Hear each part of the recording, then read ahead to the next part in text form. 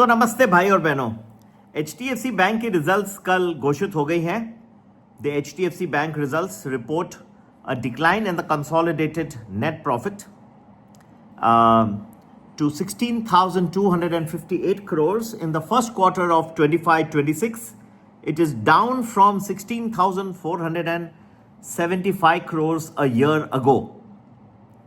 Despite a one-time pre-tax gain of 9,128 crores from the IPO of its subsidiary HDB Financial Services. The subdued bottom line performance comes as the bank made total provisions of 14,442 crores, including rupees 9,000 crores in floating provisions and 1,700 crores in contingent buffers, indicating caution over potential asset quality pressure. ये बात जो है आप लोगों को ध्यान में रखनी होगी। प्रोविजंस कुछ ज़्यादा हैं, 14,442 करोड़ मेरे हिसाब से पोटेंशियली उनको कुछ दिख रहा है, तब कर रहे हैं प्रोविजन, नहीं तो नहीं करते। ठीक है। Following the IPO of its subsidiary, जो HDB फाइनेंशियल सर्विसेज का जो IPO आया था, कंपनी का जो स्टेक था HDBC में, HDB फाइनेंशियल सर्विसेज में, वो डिक्लाइन हो गया। पहले 94% था, अब 74% हो गया। वो लिस्टिंग रिक्वायरमेंट्स थी, सबको अपने स्टेक कम करने होते और उन्होंने किया। The bank stand alone net interest income expanded 5.4%। तो वो तो कोई इतनी बड़ी बात हुई नहीं। ठीक है। कोर नेट इंटरेस्ट मार्जिन जो है, एंड निम्स जिसको कहते हैं, बहुत ज़रूरी होता है किसी भी बैंक के लिए, वो स्टूड एट 3.35%, डाउन फ्रॉम 3.46%। तो ये दिखा रहा है कि उनको रीप्राइसिंग ऑफ डिपॉजिट्स कर रहे हैं और वो फास्टर है एसेट्स से लेके। ठीक है, समझ गए। जो उनके जो डिपॉजिट्स हैं वो रीप्राइस भी तो हो रहे हैं ना, क्योंकि ब्याज दर कम हो रहे हैं। तो आपके पास समझिए FDs है, तो आप जब दोबारा जा रहे हैं बैंक में तो आपको कम ब्याज मिलेगा। समझ गए। तो इस तरह से जो है निम्स कैलकुलेट होते हैं। और बाकी तो चीज़ें हैं जो आपको पता ही है। ऑपरेटिंग एक्सपेंसेस रोज 4.9%, ठीक है, लेकिन the cost to income ratio excluding gains from the HDB financial IPO stood at 39%। Total standalone income जो है वो बढ़ गई काफ़ी, और ये सब चीज़ों का थोड़ा गेन हुआ है। 99,000 करोड़ बढ़ गई, 83,000 करोड़ था लास्ट ईयर में, तो ये बढ़ गया। कासा रेशियो जो है वो इंपॉर्टेंट रहता है बैंक्स के लिए हमेशा। वो stood at 33.9%। It is down from 38.2%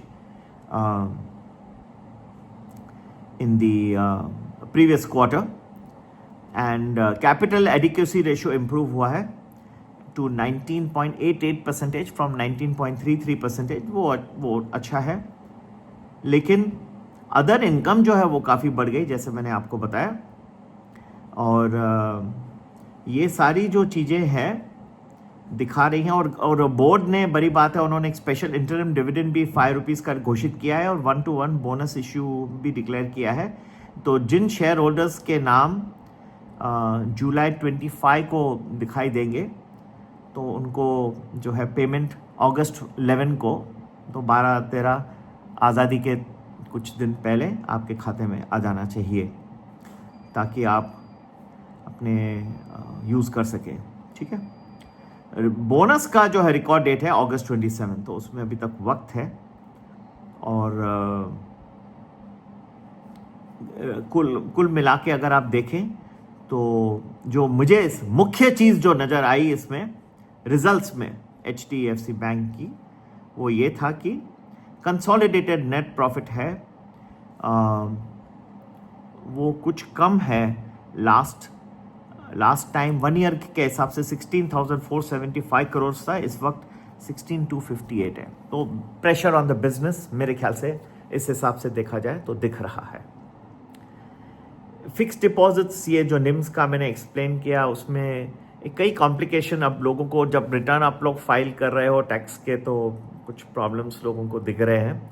क्या हो रहा है कि कई लोग जो हैं आप एफडी गए बैंक में और आपने बोला भाई एफडी बनाओ, तो कई पूछते हैं आपको क्वार्टरली इंटरेस्ट चाहिए, ईयरली चाहिए या मैच्योरिटी पे चाहिए। तो कई लोग बोलते हैं ठीक है मैच्योरिटी पे ले लेंगे, लेकिन बैंक्स जो है वो रिपोर्ट तो कर रही हैं हर साल, आप उसके ऊपर you are paying the tax even on a yearly basis, okay. And then ये करके समझिए आपने 10,000 डाले और लेटर से आपने 3 साल के लिए रख दिए, 14,180 रुपये आपको समझिए मिल गए लास्ट में। तो एनुअल इंफॉर्मेशन स्टेटमेंट जो आती है, वो जो रिडीम हो गया पैसा आपको आपके हाथ में आया, कितना आया 14,180, उसके ऊपर ऑफकोर्स ये 10% TDS लगेगी। जो पैसे आ गए आपके हाथ में उसके ऊपर आपको टैक्स रिटर्न में तो डालना है, तो रिटर्न में आप डालेंगे तो ये जो आप इंटरेस्ट जो लास्ट ईयर का है वही डालेंगे ना। लेकिन कई क्या हो रहा है कि बैंक्स जो है वो बता रही हैं इनकम टैक्स को कि हमने इनको पैसे दिए 14,180 रुपये।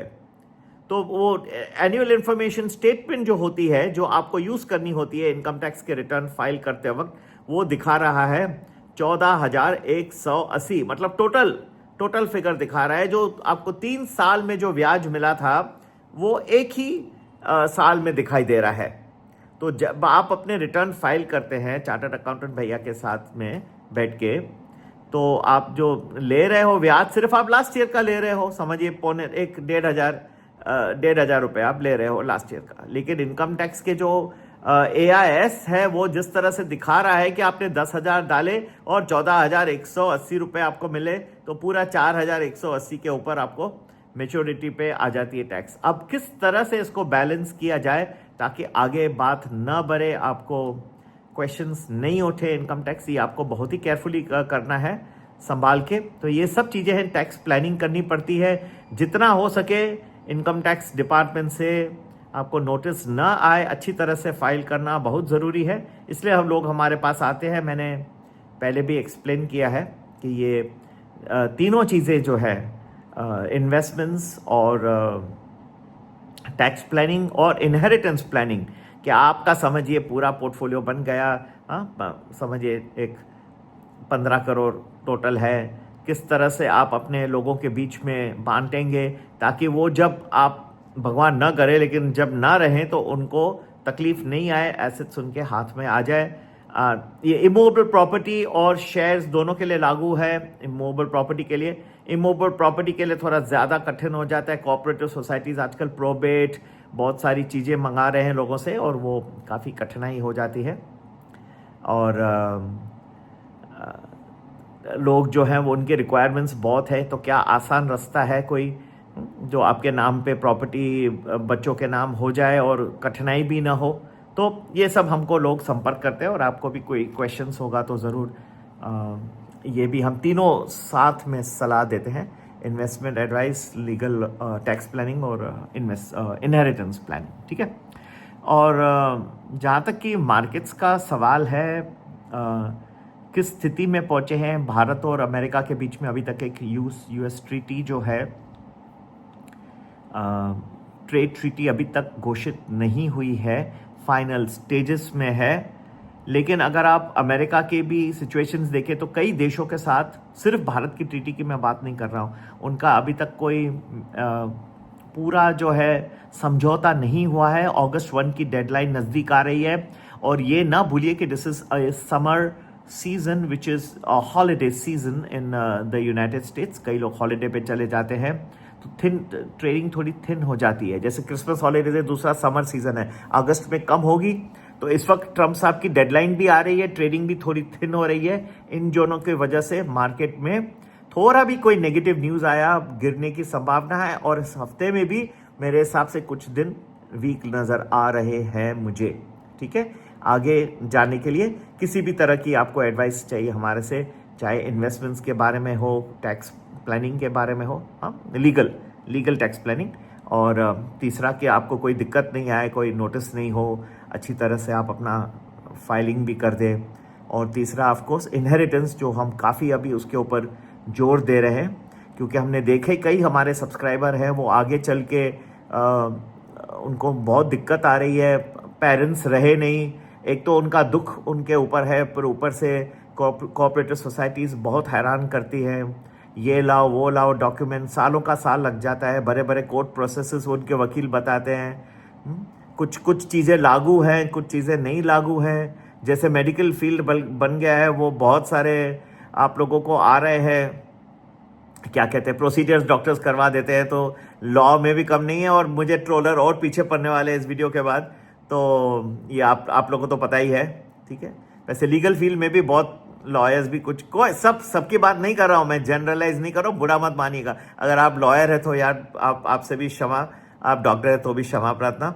सबके सामने मेरी विनम्रता से नमस्कार। पर मैं हमेशा हकीकत बताता हूँ ताकि आप प्रेरित रहें। वकील भी कई बार जो है ना लंबे लंबे प्रोसेसेस बताते हैं, उनकी ज़रूरत नहीं होती है, ठीक है।